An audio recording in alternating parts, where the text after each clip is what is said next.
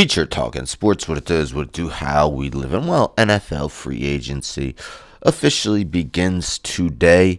We saw a lot of moves going on. Now, players that were released could be picked up by anyone before that free agency date, and teams could re-sign their players. But man, we saw Josh Allen agree to an extension with the most guaranteed money in NFL history.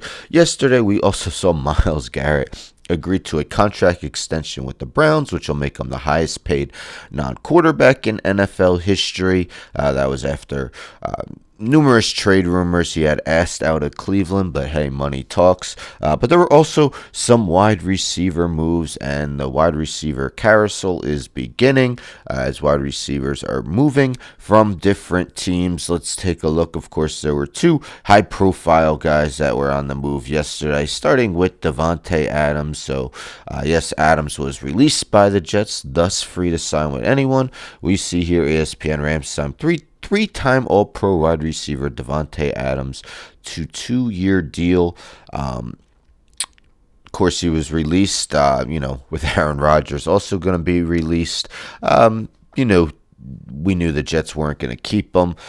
Many people speculated that Adams would end up joining a team that whoever Rodgers would sign with. Of course, the Rams decided not to trade Matthew Stafford, so he will be away from Aaron Rodgers this year, but at $8 million base salary in 2025 and $16 million in 2026. Of course, the other news from yesterday involving a wide receiver, Seahawks trading star wide receiver DK Metcalf to the Steelers for a 2025 second-round draft pick, and then agreed to a 5-year, $150 million extension. They're also flipping 2025 picks in the 6th and 7th rounds. So, who will be the more impactful player for their new team? So Adams is 32 years old, so definitely the older player, but still very productive. As you see, last season was his 6th out of the last 7 with over 1,000 yards, and the one season he didn't,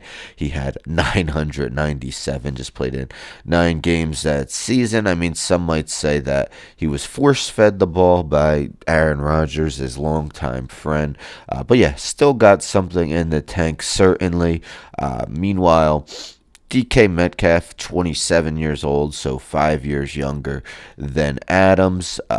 Very solid career, probably not as productive as Davante Adams. 3 of his 6 seasons have gone over 1,000 yards, each one at least 900. You see last season, Metcalf missed 2 games and went for 992, just shy of 1,000, but now he'll be joining the Steelers, who have George Pickens as their number 1. So, we'll see if Pickens remains the number 1, if Metcalf becomes the number 1. But of course, we don't even know who their quarterback is going to be, as Justin Fields and Russell Wilson are both free agents. The Seahawks are now missing 2 of their top 3 receivers. They still have Jackson Smith and Jigba, but now Metcalf has been traded and Tyler Lockett has been released, and we don't know who's going to quarterback the Seahawks. Many people speculating Sam Darnold, but Darnold's a fit in a few places.